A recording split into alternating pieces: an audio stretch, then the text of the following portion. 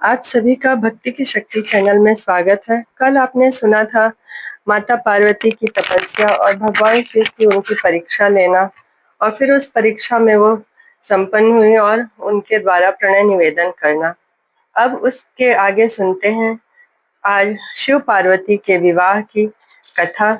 आप सभी जानते हैं कि आज सावन माह की शिवरात्रि है, जो कि बहुत ही पुण्यदायी तिथि है। आज के दिन शिव पुराण की कथा सुनने से, पूजा करने से बहुत ही कल्याण होता है, बहुत ही पुण्य मिलता है।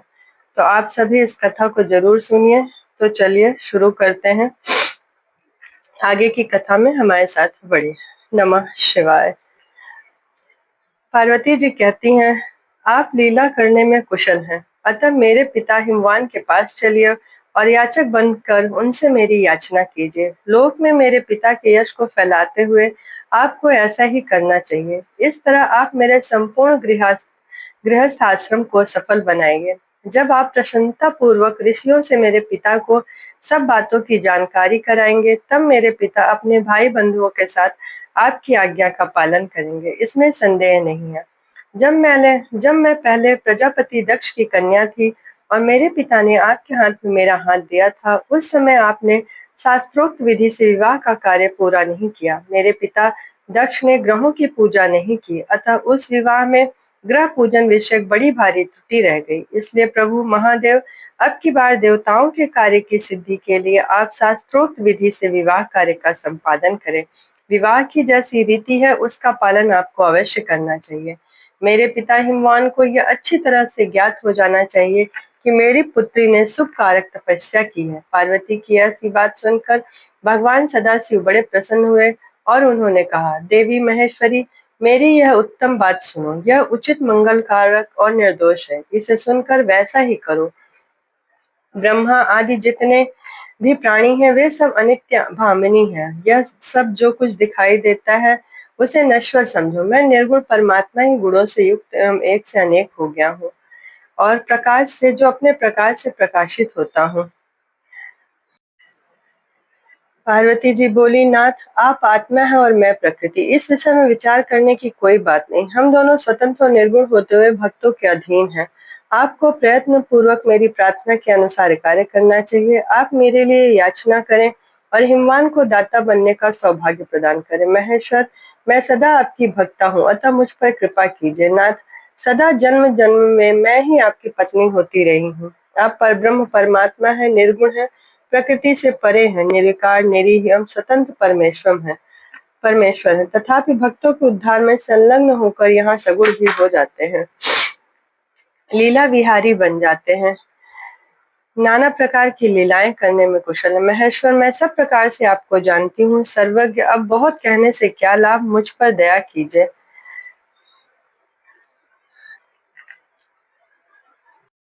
नाथ, महान अद्भुत लीला करके लोक में अपने सुयश का विस्तार कीजिए, जिसे गा गा कर लोग अनायास ही भव सागर से पार हो जाएं। ब्रह्मा जी कहते हैं, नारद, ऐसा कहकर गिरिजा ने महेश्वर को बार बार प्रणाम किया और मस्तक झुकाकर हाथ जोड़ के शांत हो गई। महेश्वर ने लोक लीला का अनुसरण करने के लिए वैसा ही करना स्वीकार किया।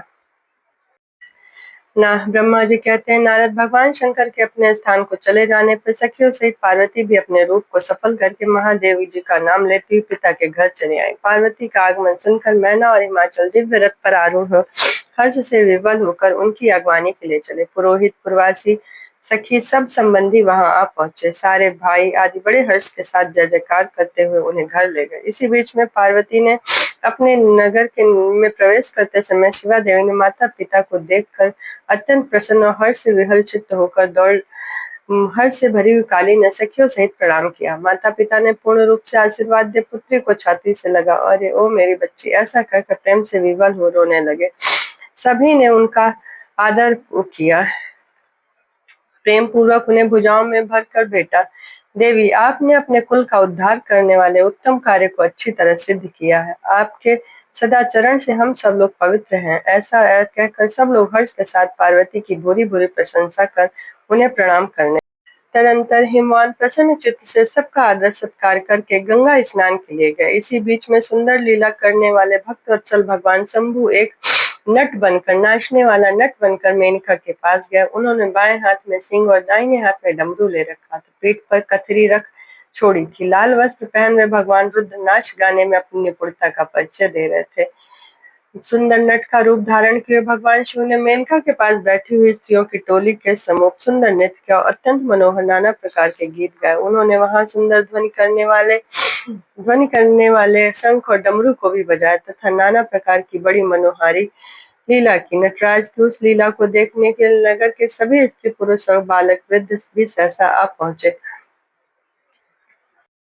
उनके नृत्य को देखकर माता मैना उनसे मोहित हो गईं। वो मैना सोने की थाली में रखे बहुत से सुंदर रत्न लेकर उन्हें प्रसन्नता पूर्वक देने के लिए आईं। उनका वह ऐश्वर्य देखकर भगवान शंकर मन ही मन प्रसन्न हुए, परंतु उन्होंने उन रत्नों को अस्वीकार कर दिया और भिक्षा में उनकी पुत्री शिवा को ही मांगने लगे। पुनः कौतुकवश सुंदर नृत्य और गान का करने को उद्यत मैना उन भिक्षुक नट की बात सुनकर अत्यंत कुपित हो उठी और उसे डांटने फटकारने लगी। उनके मन में उसे बाहर निकाल देने की इच्छा हुई। इसी बीच में गिरिराज भगवान गंगा जी स्नान करके लौट आए। उन्होंने अपने सामने उस नराकार भिक्षुक को आंगन में खड़े देखा। मैना के मुख से सारी बातें सुनकर उनको भी बड़ा क्रोध हुआ। उन्होंने अपने सेवकों को आज्ञा दी कि इस नट को बाहर निकाल दो।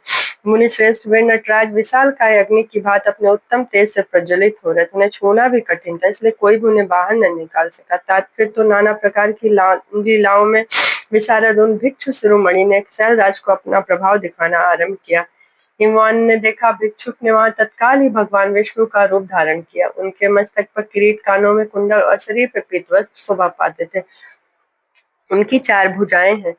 हिमवान ने पूजा के समय गदाधारी श्रीहरि को जो पुष्प आदि चढ़ाए थे वे सब उन्होंने भिक्षु के शरीर और मस्तक पे देखे। तत्पश्चात गिरिराज ने उन भिक्षु शिरोमणि को जगत सृष्टा चतुर्भुज ब्रह्मा के रूप में देखा। उनके शरीर का वर्ण लाल था और वे वैदिक सूक्त का पाठ कर रहे थे। तदंतर शैलराज ने उन कौतुककारी नटराज को एक क्षण में जगत के नेत्र रूप सूर्य के आकार में देखा। इसके बाद वे महान अद्भुत रुद्र के रूप में दिखाई दिए।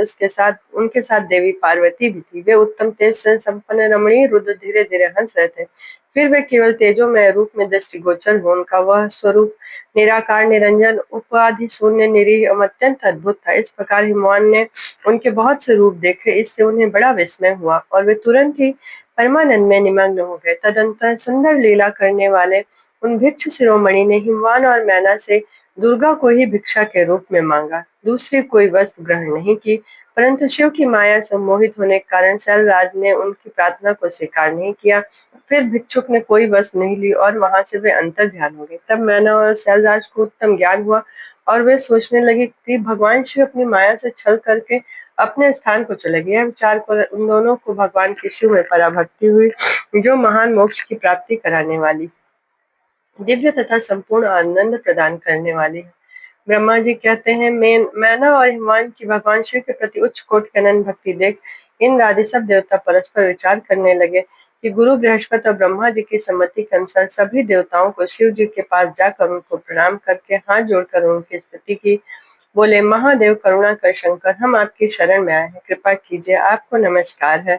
आप दीनों का उद्धार करने वाले हैं, भक्तों के कार्य सिद्ध करते हैं। हे दया के सिंधु, भक्तों को विपत्तियों से छुड़ाने वाले हैं।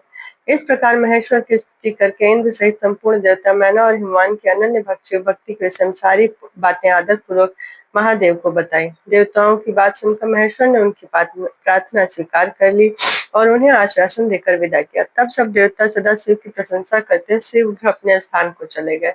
तदंतर भक्त वत्सल महेश्वर भगवान शंभु, जो माया के स्वामी हैं, निर्विकार चित्त से शैलराज के यहाँ गए। उस समय गिरिराज हिमवान सभा भवन में बंधु वर्ग से घिरे हुए पार्वती सहित प्रसन्नता पूर्वक बैठे थे। इसी अवसर पर वहां सदाशिव ने पदार्पण किया। वे हाथ में दंड छत्र, शरीर पर दिव्य वस्त्र, ललाट में उज्जवल तिलक एवं एक हाथ में स्फटिक की माला लिए, गले में शालिग्राम धारण किए हैं, भक्ति पूर्वक हरि नाम का जप कर रहे थे। देखने में साधु वेशधारी ब्राह्मण जान पड़ते थे। उन्हें देख सारा परिवार हिमवान उठकर खड़े हुए।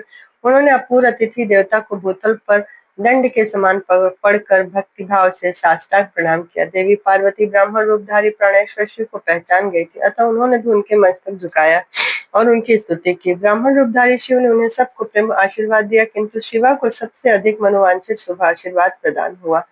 हिमान बड़े आदर से उन्हें मधु, पर्क आदि पूजन सामग्री भेंट की और ब्राह्मण ने बड़ी प्रसन्नता के साथ वह सब ग्रहण किया। तत्पश्चात गिरिश्रेष्ठ हिमाचल ने उनका कुशल पूछा, समाचार पूछा। मुने अत्यंत प्रीतिपूर्वक उन्होंने उन्होंने द्विजराज की विधिवत पूजा करके सैलराज ने पूछा, आप कौन हैं? तब उन ब्राह्मण ने बताया।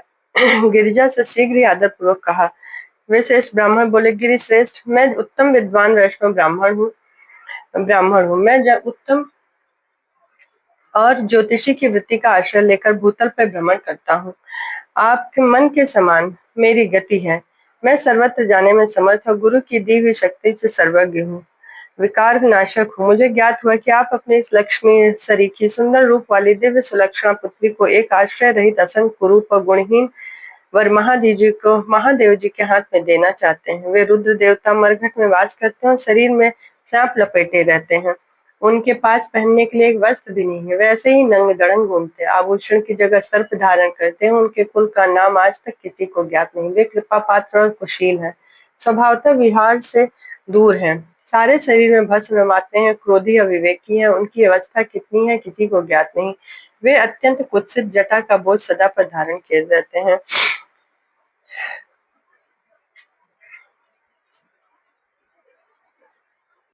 ऐसे अयोग्य वर को आप अपनी बेटी क्यों ब्याना चाहते हैं? अचलराज, अवश्य आपका यह विचार मंगलदायक नहीं।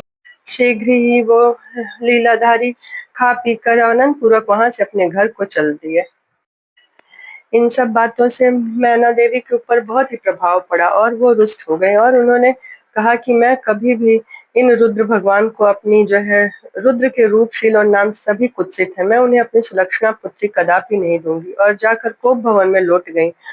इधर भगवान शिव को इस बात का पता लग गया और उन्होंने अरुंधति सहित सप्तऋषियों को बुलाया तथा मैना के पास जाकर उन्हें समझाने की आज्ञा दी। शिव जी का आदेश प्राप्त कर भगवान शिव को नमस्कार करके वे दिव्य ऋषि आकाश मार्ग से उस स्थान को चल दिए जहाँ हिमवान की नगरी थी। उस दिव्य पुरी को देखकर उन सप्तऋषियों को बड़ा विस्मय हुआ। वे हिमाचल पुरी की परस्पर प्रशंसा करते हुए सब ऐश्वर्य से भरे पूरे हिमवान के घर जा पहुंचे। उन सूर्य तुल्य तेजस्वी सातों ऋषियों को दूर से आकाश के रास्ते आते देख हिमवान को बड़ा विस्मय हुआ। वे बोले, ये 7 सूर्य तुल्य तेजस्वी मुनि मेरे पास आ रहे हैं। मुझे प्रयत्न पूर्वक उस समय इनकी पूजा करनी चाहिए। सबको सुखी देने वाले हम गृहस्थ लोग धन्य हैं, जिनके घर पर ऐसे महात्मा पदार्पण किया करते हैं। ब्रह्मा जी कहते हैं, वे मुनि आकाश से उतरकर पृथ्वी पर खड़े उन्हें सामने देखकर हिमवान बड़े आदर के साथ आगे जोड़कर मस्तक झुकाकर उन सप्तऋषियों को प्रणाम करने के पश्चात बड़े सम्मान के साथ उन सबकी पूजा की तथा मेरा गृह आश्रम आज धन हो गया ऐसा कहा। उन्हें बैठने के लिए भक्ति पूर्वक आसन लगा दिया। वे आसनों पे बैठ गए। तब उनकी आज्ञा लेकर हिमवान भी बैठे। हिमवान ने कहा, आज मैं धन्य हूँ, कृतकृत हूँ, मेरा जीवन सफल हो गया। लोक में बहुत से तीर्थों की भांति दर्शनीय बन गया, क्योंकि आप जैसे विष्णु रूपी महात्मा मेरे घर पधारे हैं। आप लोग पूर्ण काम है। हम तीनों के घरों में आपका क्या काम हो सकता है? मुझे सेवक के योग्य यदि कोई कार्य है तो कृपया उसे बोलिए। ऋषियों ने कहा, शैलराज, भगवान शिव को जगत का पिता कहा गया और शिव जगत माता कही गई, अतः आपको महात्मा शंकर को अपनी कन्या देनी चाहिए। हिमालय राज, ऐसा करके आप दोनों का जन्म सफल हो जाएगा। जगत गुरु के भी गुरु हो जाएंगे, इसमें संशय नहीं है। मुनीश्वर सप्तऋषियों का यह वचन सुनकर हिमवान ने दोनों हाथ जोड़ उन्हें प्रणाम किया। महाभाग सप्तऋषियों हिमवान बोले, महाभाग सप्तऋषियों, आप लोगों ने जो बात कही उसे शिव की इच्छा से मैंने पहले से ही मान रखा था, किंतु प्रभु, इन दिनों एक वैष्णव धर्मी ब्राह्मण ने भगवान शिव के प्रति प्रसन्नता पूर्वक बहुत सी उल्टी सीधी बातें बताई। तभी से शिवा की माता का ज्ञान भ्रष्ट हो गया और वे अपनी बेटी का विवाह उस योगी रुद्र के साथ नहीं करना चाहते। वे बड़े भारी हट करके कोप भवन में चली गई हैं। वो कहती हैं, भिक्षुक रूपधारी महेश्वर को बेटी देने की मेरी भी अब इच्छा नहीं है। ब्रह्मा जी कहते हैं, नारद, मुनियों के बीच में बैठे हुए शैलराज शिव की माया से मोहित हो उपयुक्त बात कहकर चुप हो गए। तब उन सब सप्तऋषियों ने शिव की माया की प्रशंसा करके मैना के पास अरुंधति को भेजा। पति की आज्ञा पाकर ज्ञानदायिनी अरुंधति देवी तुरंत उस घर में गई जहाँ मैना और पार्वती थी। जाकर उन्होंने देखा, मैना शोक से आकुल होकर पृथ्वी पर पड़ी थी। तब अरुंधति ने बोला, साध्वी रानी मैनके, उठो, अरुंधति आपके घर में आई है तथा दयालु सप्तऋषि भी पधारी हैं। यह सुनकर तुरंत मेनका शीघ्र उठ गई और लक्ष्मी जैसी तेजस्विनी उन पतिव्रता देवी के चरणों में मस्तक रखकर बोली, ओह! आज हम पुण्य जन्माजीवों को आज यह किस पुण्य का फल प्राप्त हुआ कि हमारे इस घर में जगत स्रष्टा ब्रह्मा जी की पुत्र वधू और महेश की वशिष्ठ की पत्नी पधारी हैं। देवी, आप किस लिए ये मुझे बताइए, और मेरी पुत्री आपकी दासी के समान है। आप हम पर कृपा करिए। मेनका के ऐसा कहने पर साध्वी अरुंधति उनको बहुत अच्छी तरह समझाया बुझाया और उन्हें साथ ले प्रसन्नता पूर्वक उस स्थान पे आई जहाँ सप्तऋषि विद्यमान थे। सप्तऋषि बातचीत में बहुत निपुण थे। उन सब ने भगवान शिव के युगल चरणार बिंदों का स्मरण करके शैलराज को समझाना आरंभ किया। शैलेंद्र बोले ऋषि बोले, शैलेंद्र, हमारा शुभ कारक वचन सुनो। तुम पार्वती का विवाह शिव के साथ कर दो और संहार करता रुद्र के ससुर हो जाओ। शंभु सर्वेश्वर है, किसी किससे याचना नहीं करते। स्वयं ब्रह्मा जी ने ताड़कासुर के विनाश के लिए एक वीर पुत्र उत्पन्न करने के उद्देश्य से भगवान शिव से यह प्रार्थना की है, वे विवाह कर लें। भगवान शंकर तो योगियों के शिरोमणि है, वे विवाह के लिए उत्सुक नहीं है। केवल ब्रह्मा जी की प्रार्थना के कारण महादेव आपकी कन्या का पाणी ग्रहण करेंगे। आपकी पुत्री जब तपस्या की थी उस समय उनके सामने उन्होंने उनसे विवाह की प्रतिज्ञा कर ली थी। इन्हीं दो कारणों से वे योगी राज से विवाह करेंगे। ऋषियों की यह बात सुनकर हिमालय कुछ भयभीत और विनय पूर्वक होके बोले, मैं शिव के पास कोई राजोचित सामग्री नहीं देखता। उनका न कोई घर, न कुछ बंधु बांधव, कोई स्वजन नहीं है। अत्यंत निर्लिप्त योगी को अपनी बेटी देना नहीं चाहता। आप लोग वेद विधाता ब्रह्मा जी के पुत्र, अतः अपना निश्चित विचार कीजिए। पिता काम से, मोह से, भय से तथा लोभ से किसी अयोग्य वर के हाथ में अपनी कन्या दे देता है, वह मरने के बाद नरक में जाता है। अतः मैं स्वेच्छा से भगवान शूलपाणी को अपनी कन्या नहीं दूंगा। महर्षियों, जो उचित विधान हो आप लोग कहिए। मुनीश्वर नारद हिमाचल के इस वचन को सुनकर बातचीत करने में निपुण महर्षि वशिष्ठ ने कहा, शैलेश्वर, मेरी बात सुनिए। सर्वथा आपके हितकारक, धर्म के अनुकूल, सत्य तथा इहलोक और परलोक में सुखदायक है। शैलराज, लोक तथा वेद में 3 प्रकार के वचन उपलब्ध होते हैं। शास्त्रज्ञ पुरुष अपने निर्मल ज्ञान दृष्टि से सब प्रकार के वचनों को जानता है। एक तो यह वचन जो तत्काल सुनने में बड़ा सुंदर है लगता है, परंतु पीछे वह वचन बुद्धिमान शत्रु ही कहता है। पीछे वह असत्य और हितकारक हो जाता है। वह बुद्धिमान शत्रु ही कहता है, उससे कभी हित नहीं होता। दूसरा वह है जो आरंभ में अच्छा नहीं लगता, उसे सुनकर प्रसन्नता ही होती, परंतु परिणाम में वह सुख देने वाला होता है। इसी तरह का वचन दयालु धर्मशील बांधव जन ही कर्तव्य का बोध कराते हैं। तीसरी श्रेणी का वचन वह है जो सुनते ही अमृत के समान मीठा लगता है और सब काल में सुख देने वाला है। सत्य ही उसका सार होता है, इसलिए वह हितकर हुआ करता है। ऐसा वचन सबसे श्रेष्ठ और सबके लिए अभिष्ट है। शैलराज, इस तरह नीति शास्त्र में 3 प्रकार के वचन कहे गए हैं। इन तीनों में से तुम्हें कौन सा वचन अभिष्ट है, बताओ, मैं तुम्हारे लिए वैसा ही वचन कहूंगा। भगवान शंकर संपूर्ण देवताओं के स्वामी है, उनके पास बाह्य संपत्ति नहीं है। इसका कारण यह है कि उनका चित्त एकमात्र ज्ञान के महासागर में मग्न रहता है और ज्ञानानंद स्वरूप और सबके ईश्वर है। उन्हें लौकिक बाह्य वस्तुओं की क्या इच्छा होगी। कौन जानता है, भगवान शंकर दुखी हैं। कुबेर जिनके किंकर हैं, जो अपनी भूभृंग की लीला मात्र संसार की सृष्टि और संहार करने में समर्थ है, जिन्हें गुणातीत परमात्मा और प्रकृति से परे परमेश्वर कहा गया है, सृष्टि पालन और संहार करने वाली जिनकी त्रिविध मूर्ति ही ब्रह्मा विष्णु और हर नाम धारण करती है, उन्हें कौन निर्धन अथवा दुखी कह सकता है। सभी ऋषियों के इस तरह समझाने पर उन्होंने बताया कि अतः गिरिराज, आप स्वेच्छा से ही अपनी मंगलमयी कन्या को भगवान हर के हाथ में दे दो। तुम यदि नहीं दोगे तो वह स्वयं प्रीतम के स्थान में चली जाएंगी। देवेश्वर शिव आपकी पुत्री का अनंत क्लेश देखकर ब्राह्मण के रूप में इनकी तपस्या के स्थान पे आए थे और इनके साथ विवाह की प्रतिज्ञा करके इसे आश्वासन एवं वर देकर अपने आवास को लौट गए हैं। हे गिरि, पार्वती की प्रार्थना से ही शंभु ने आपके पास आकर इसके लिए याचना की और आप दोनों ने शिव भक्ति में मन लगाकर उनकी याचना को स्वीकार कर लिया है। गिरीश्वर, फिर किस कारण से आपकी बुद्धि विपरीत हो गई है? भगवान शिव ने देवताओं की प्रार्थना से हम सबको आपके पास भेजा है।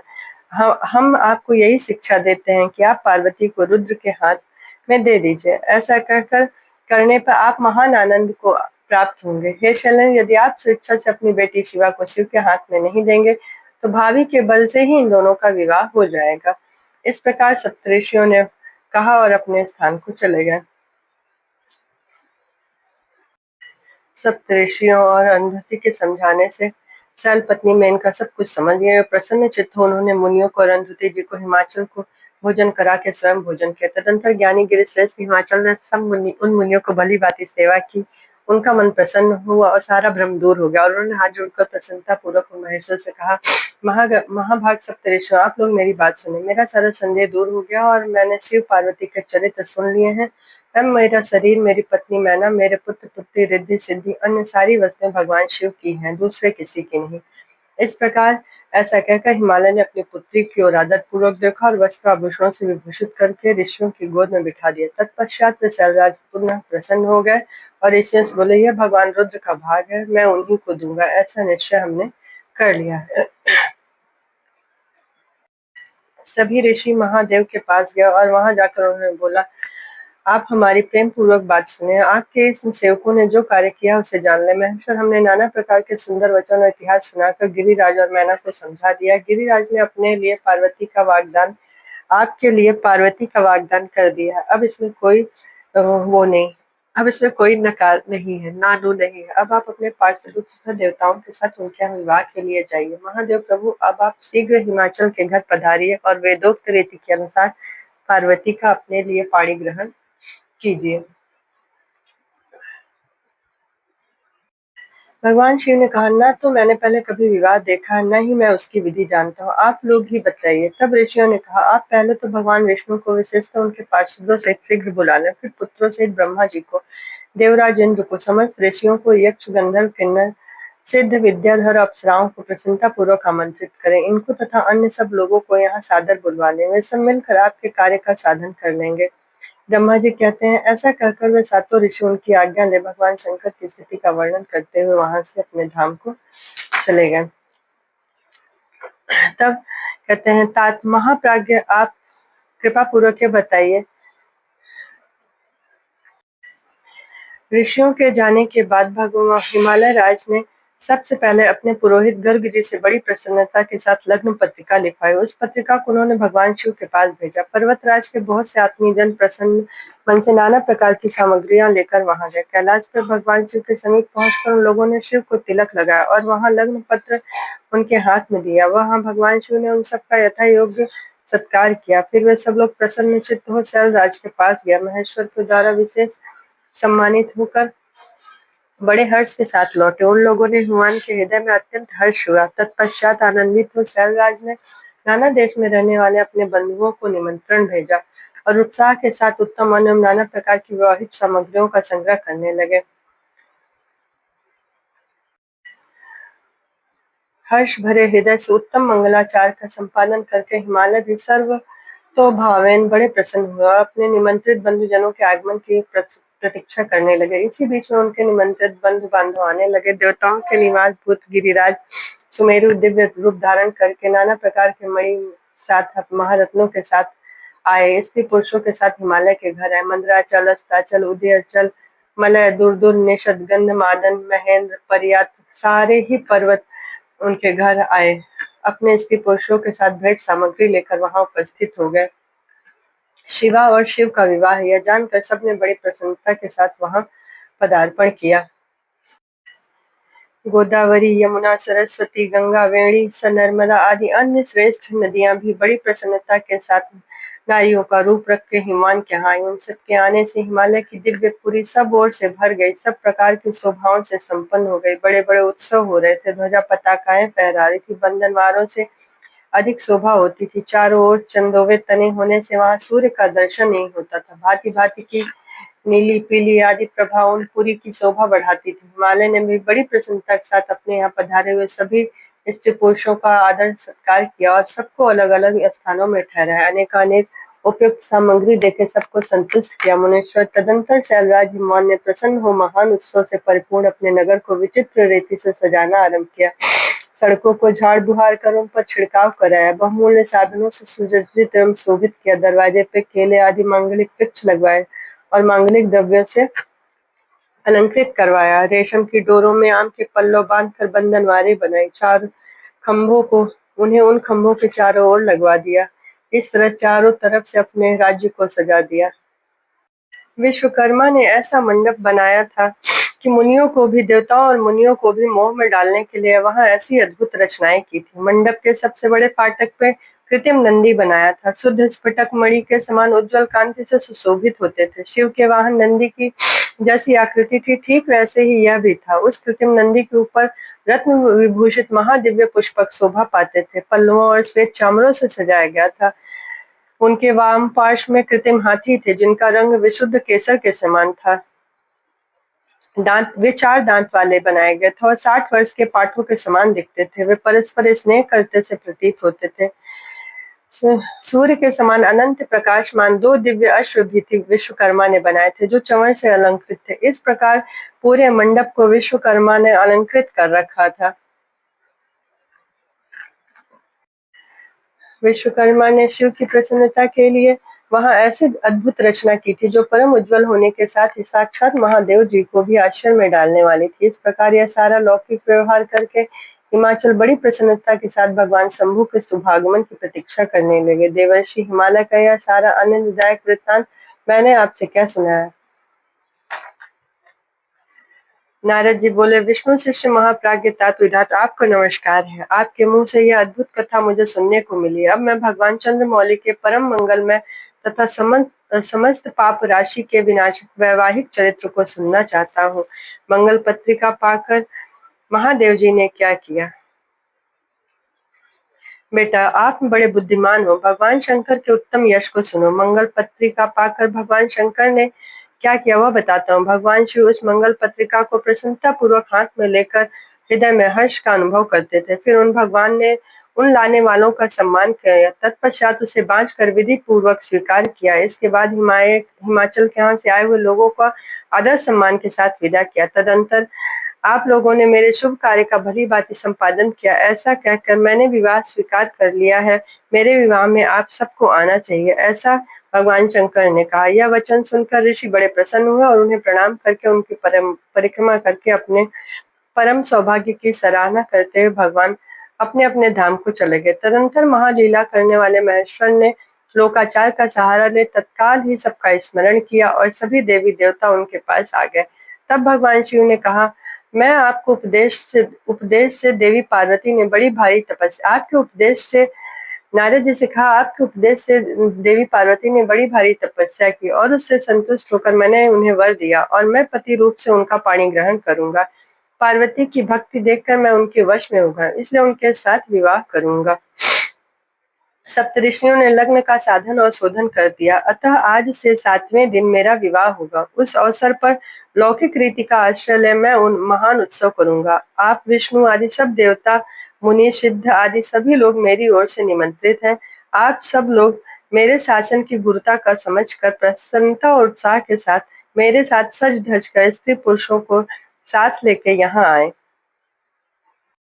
महेश्वर ने वहां आए हुए सभी देवी देवताओं का पृथक पृथक सहर्ष स्वागत सत्कार किया। फिर तो कैलाश पर्वत पर बड़ा अद्भुत और महान उत्सव होने लगा। देवांगनाओं ने अवसर पर यथा योग्य नृत्य आदि किया। विष्णु आदि देवता भगवान शंभु की वैवाहिक यात्रा संपन्न कराने के लिए सभी वहां पर यथास्थान ठहर गए। भगवान शिव की आज्ञा पाकर सब लोग उनके प्रत्येक कार्य को अपना ही कार्य समझकर करने लगे। इसे शिव की सेवा मानने लगे। उस समय सातों मातृकाएं बड़ी प्रसन्नता के साथ शिव को यथा योग्य आभूषण पहनाने लगी। मुनि श्रेष्ठ परमेश्वर भगवान शिव का स्वाभाविक वेश था, वही उनकी इच्छा से उनके लिए आभूषण की सामग्री बन गया। उस समय चंद्रमा स्वयं उनके मुख के स्थान पर जा विराजे। उनका जो सुंदर ललाटवर्ती तीसरा नेत्र था, वही शुभ तिलक बन गया। मुने कानों के आभूषण के लिए जो 2 सर्प बताए गए हैं, वे नाना प्रकार के रत्नों से युक्त 2 कुंडल बन गए। अन्य अंगों में स्थित सर्प उन अंगों के अति रमणीय नाना रत्नमय आभूषण बन गए। उनके शरीर में जो भस्म था, वही चंदन आदि का अंगराग बन गया और उनके जो गज चर्म आदि परिधान थे, वे सुंदर दिव्य दुकुल बन गए। इस प्रकार उनका रूप इतना सुंदर हो गया कि उनका वर्णन करना ही कठिन है। वे साक्षात ईश्वर तो थे ही, उन्होंने पूरा पूरा ईश्वर प्राप्त कर लिया। तदंतर समस्त देवता, यक्ष, दानव, नाग, पक्षी, अप्सरा, महेशगण सब मिलकर भगवान शिव के समीप गए और महान उत्सव मनाते हुए प्रसन्नता पूर्वक बोले, महादेव महेश्वर, अब आप महादेवी गिरिजा को ब्याह लाने के लिए हम लोगों के साथ चलिए, हम पर कृपा करिए। तत्पश्चात विज्ञान से प्रसन्न हृदय वाले भगवान विष्णु ने भगवान शंकर को भक्ति भाव से प्रणाम करके कहा, शरणागत वत्सल देवादिदेव महादेव, आप अपने भक्तजनों का कार्य सिद्ध करने वाले, अतः मेरा निवेदन सुनिए। कल्याणकारी शंभु, आप गृह सूत्रोक्त विधि के अनुसार गिरिराज कुमारी पार्वती के साथ अपने विवाह का कार्य कराइए। आपके द्वारा विवाह की विधि का संपादन होने पर वही लोक में सर्वत्र विख्यात हो जाएगी। अतः नाथ, आप कुल धर्म के अनुसार प्रेम पूर्वक मंडप स्थान और नांदी मुख श्राद्ध कराइए तथा लोक में अपने यश का विस्तार करिए। ब्रह्मा जी कहते हैं, भगवान विष्णु के ऐसा कहने पर लोकाचार परायण परमेश्वर शंभु ने विधि पूर्वक सब कार्य किया और सारा अभ्युदिक कार्य कराने के लिए मुझको ही अधिकार दे दिया। अतः महामुनियों के साथ ले मैंने आदर और प्रसन्नता के सब कार्य किया। महामुनि उस समय कश्यप आदि, वशिष्ठ, गौतम, भृगु, गुरु, कर्ण, बृहस्पति, शक्ति, जमदग्नि, पराशर, मार्कंडेय, शिलापाक, अरुणपाल, अकृत, श्रम, अगस्त्य, च्यवन, गर्ग, शिलाद, दधीचि, उपमन्यु, भरद्वाज, अकृत वर्ण, पिप्लाद, कुशिक, कौत्स तथा शिष्यों सहित व्यास, ये और दूसरे बहुत से ऋषि जो भगवान शिव के समीप आए थे, मेरी प्रेरणा से विधि पूर्वक अभ्युदायिक कर्म करने लगे। सब के सब वेदों के पारंगत विद्वान थे, अतः वेदोक्त विधि से वैवाहिक मंगलाचार करके ऋग्वेद, यजुर्वेद और सामवेद के विविध उत्तम सूक्तों द्वारा महेश्वर की रक्षा करने लगे। उन सब ऋषियों ने बड़ी प्रसन्नता के साथ बहुत से मंगल कार्य कराए और विघ्नों की शांति के लिए प्रीतिपूर्वक ग्रहों और समस्त मंडलवर्ती देवताओं का पूजन किया। वह सब लौकिक वैदिक कर्म यथोचित रीति से भगवान शिव करा के भगवान शिव बहुत संतुष्ट हुए और उन्होंने प्रसन्नता पूर्वक ब्राह्मणों को प्रणाम किया। तदंतर वे सर्वेश्वर महादेव देवताओं और ब्राह्मणों को आगे करके गिरिश्रेष्ठ कैलाश से हर्ष पूर्वक बारात लेके निकले। कैलाश से बाहर जाकर देवता और ब्राह्मणों के साथ भगवान शंभु नाना प्रकार की लीलाएं करने वाले सानंद खड़े हो गए। उस समय वहां महेश्वर के संतोष के लिए देवता आदि मिलकर बहुत उत्सव मनाया। ब्रह्मा जी कहते हैं, तदंतर भगवान शंभु ने नंदी आदि सब गणों को अपने साथ हिमाचलपुरी चलने का आज्ञा देते हुए कहा, तुम लोग थोड़े से गणों को यहाँ रखकर से सभी लोग मेरे साथ बड़े उत्साह के साथ गिरिराज हिमवान के यहाँ चलो। फिर तो भगवान की आज्ञा पाकर गणेश्वर, शंखकर्ण, केकराक्ष, विकृत, विशाख, पारिजात, विकृतानंद, दुंदुभ, कपाल, संदारक, कंदुक, कुंडक, विष्टिभ, पिप्पल, सनादक, आवेशन, कुंड और पर्वतक आदि सभी गण जो है उनके साथ चल पड़े। वहां चंडी देवी, इस रुद्र प्रकार देव आज की आपने बहन यहाँ तक की कथा सुनी। कल सुनेंगे शिव पार्वती का विवाह। उसके लिए आप हमारे चैनल के साथ जुड़े रहें और कल कथा सुने जो कि बहुत ही मंगलकारी है। धन्यवाद।